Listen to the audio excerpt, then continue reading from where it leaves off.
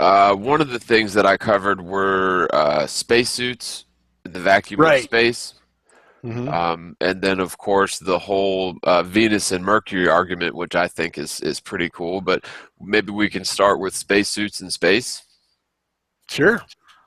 The point of the whole thing with the astronaut suits is that technically they should explode when they are, entered into a vacuum environment. Now, what NASA claims is that the spacesuits are designed to expand a little bit, when they're out in the vacuum of space.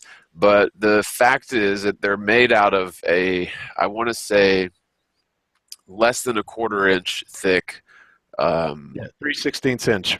Yeah, 3/16 inch thick material that's 11 different layers of fabrics. Now, I'm sorry, but let me put it to you in this perspective. Do you think that you could make a vacuum chamber out of 3/16 inch material fabrics? And the answer to that is, of course, no. No way. You have to have structural and tensile strength in order to allow for a spacesuit that's going to enter the vacuum of space. And really, the only way that this could possibly work is if you have a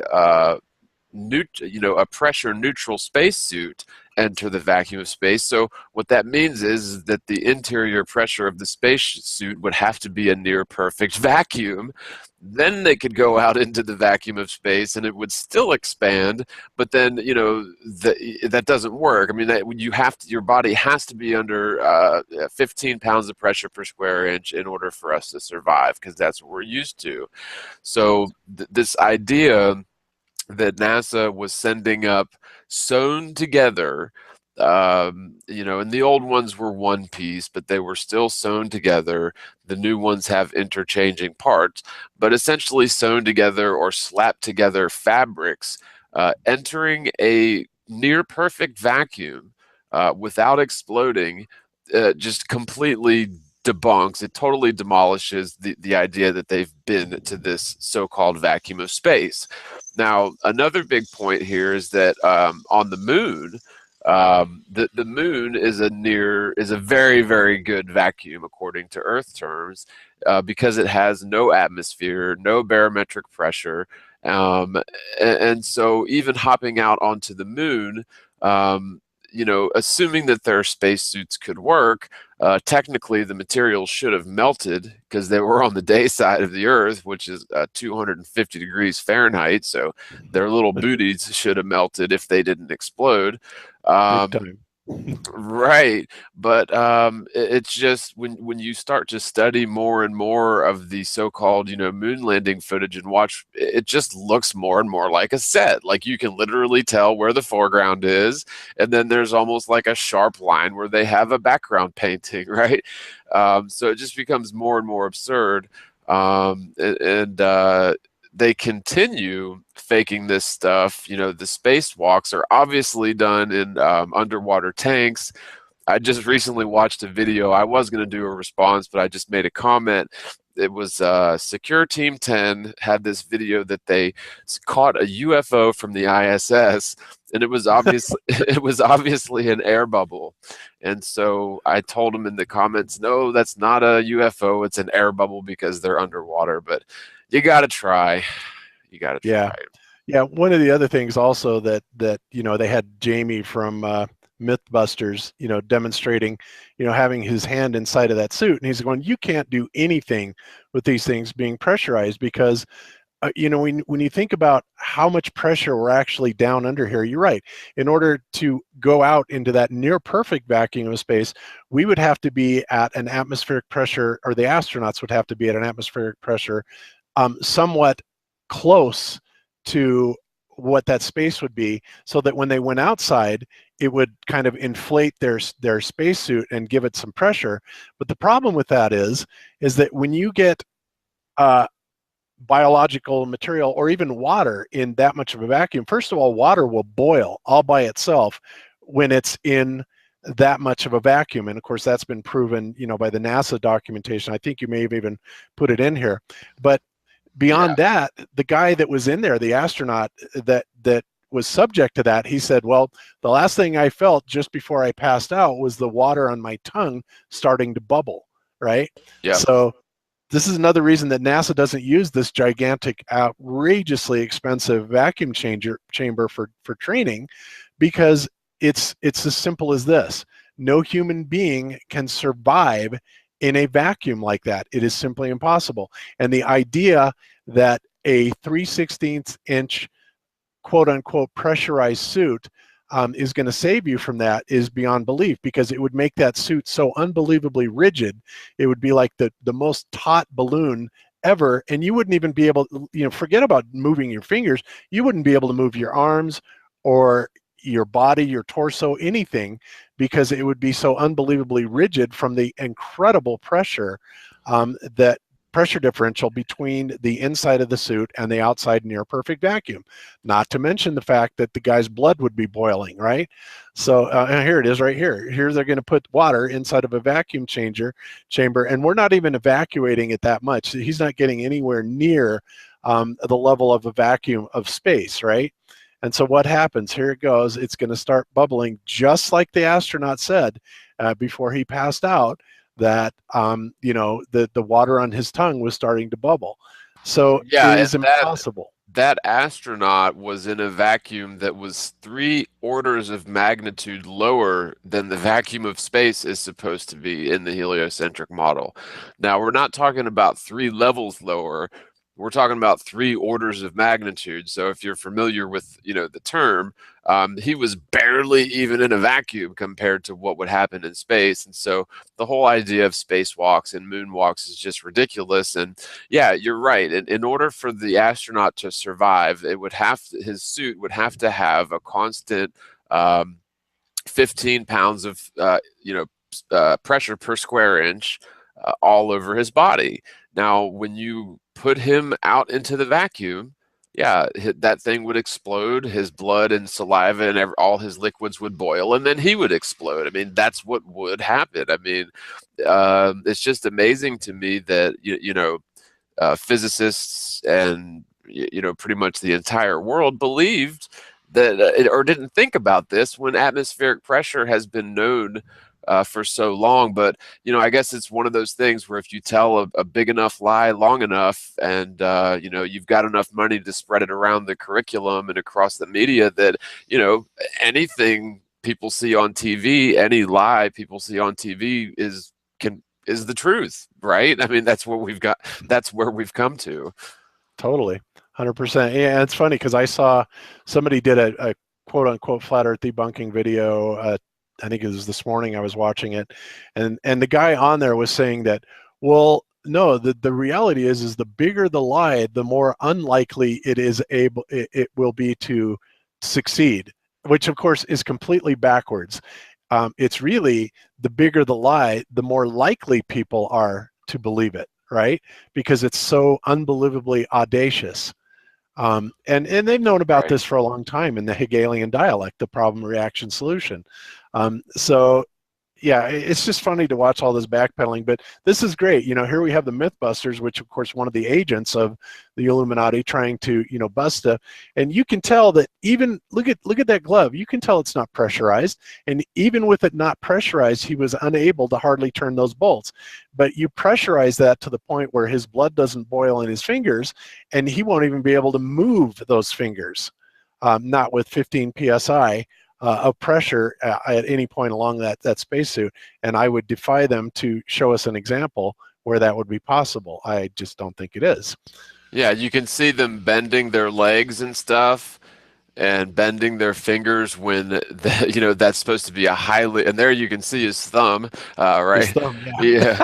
But they're supposed to be under this high pressure suit with a vacuum environment outside, and yet they're able to bend at the joints, and again, back then these were all sort of seamed together fabrics. I mean, it's just preposterous. It really is preposterous that people believe that they were doing this in a vacuum. You can see your hand now, we can see your thumb. We can see that. I loved that. I tried to find that video that you did, Jared, and clip that in, but I couldn't find it. Yeah, that's hard to see. Sometimes I can't remember either. I couldn't tell you what video that's in. I know. I tried to find it for a while, and I was like, ugh, I can't find it. It's out and there of course, somewhere. the Glober rebuttal to that would be, well, no, that just looks like it. It's not really, obviously not his thumb, because if it was, he'd die, right?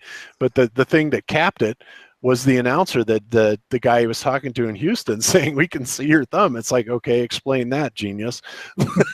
Right, because that's really the only way that you're going to be able to do these tasks. Because I think that this is probably done underwater, and the only way that you're going to be able to do the tasks that they claim that they're doing is if you've got the use of your digits. I'm sorry, if you've ever tried to use even, like, let's just say a mitten and try to do, you know, tedious work with your hands, it's hard. Now imagine if that mitten was, like, you know, highly pressurized so that you could barely move your fingers. Yeah, I mean, that's it just Yeah. makes me And sick. look at this. It's so obvious that that's not pressurized. It's all wrinkled everywhere. There's not one iota of pressure in there. And he still can't turn those nuts, right? Yeah. So, Yep. yeah. Well, and Anyway. it's a backwards experiment anyway, because what they've done is they've essentially evacuated the chamber, and he's, you know, sticking his arm into the chamber, but it's nowhere near the amount of vacuum that would be in space or even on the moon, and there's obviously not, you know, all that pressure inside of the suit or the glove that he's in. So yeah, it's a half-assed experiment anyway. But even in that half-assed sort of extra light conditions, it's still difficult for him, right? So I mean, what does that go to show you? Yeah, exactly. So, and that's of course why we see, when we see the NASA videos, we see them just moving their clips around. They're little tether clips, and they're never doing anything ever. Pause it there, because you can kind of see there's a line, like sort of, I don't know, about where the astronaut on the left's face mask is, where you can see that there's a foreground and then like a background painting, like a background set. And they never show you in any of these the fourth wall. They never do a 360 panorama unless there's, you know, specific shots that where you know, tried to make it convincing. But in most of these spacewalk shots, you can clearly see like the old Stanley Kubrick technique of I guess it's sort of like a backlit back painting or whatever for the background. And then you've got Right. your foreground. It looks like a set to me with the lighting and everything. I mean, you can clearly see that they've got very, very nearby lighting. And of course, they're not boiling in the sun and exploding. Yep. And I think it's great that you brought up the fact that they many times are doing some sort of extraneous activity.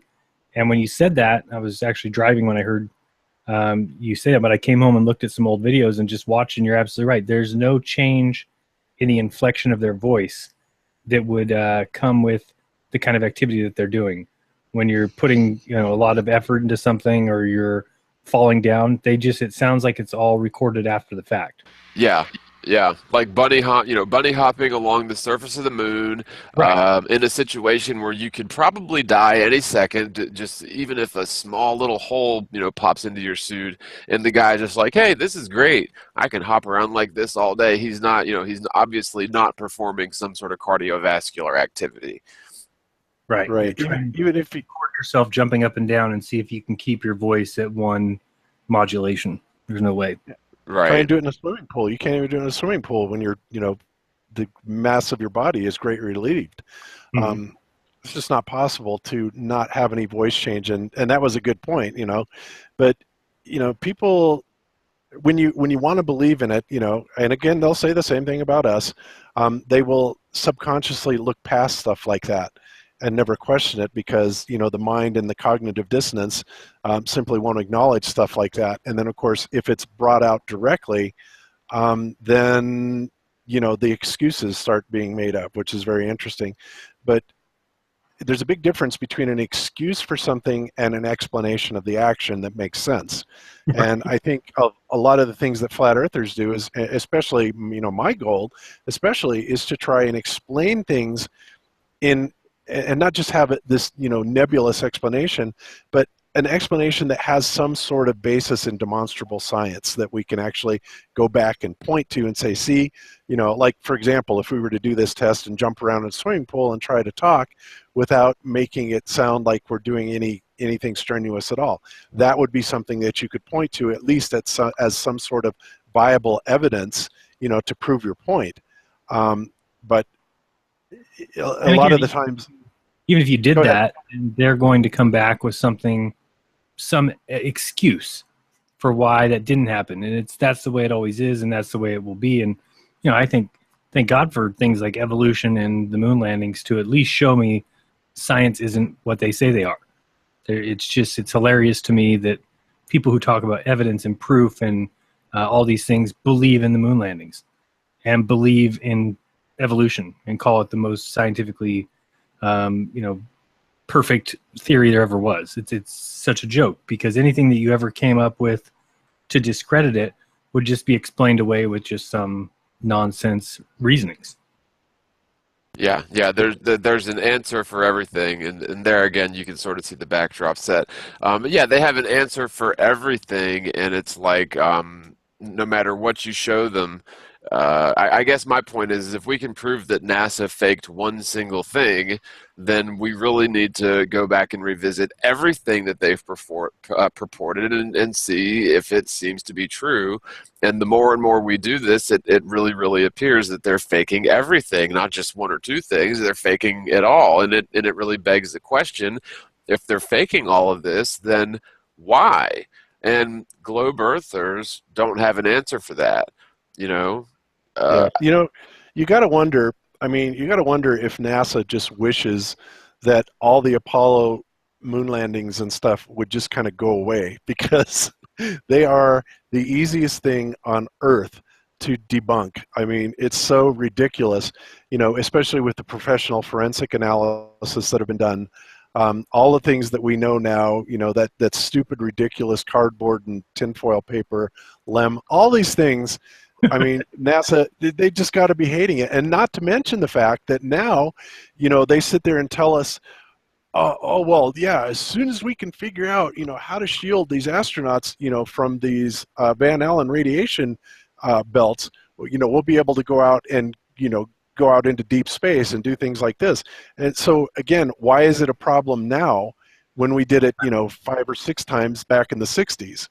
Take a look at the ISS guys when they go out for a spacewalk now. You have the 2 guys in the suits that need to be catered to by 2 other people as if they're their personal servants, to put on every piece of the suit, connecting every piece, and then when they come back from space, they have to have somebody take it off for them. So how did Neil Armstrong and Buzz Aldrin take care of all those things by themselves? There was only the 2 of them. They're in the LEM. You've got to put on your own spacesuit.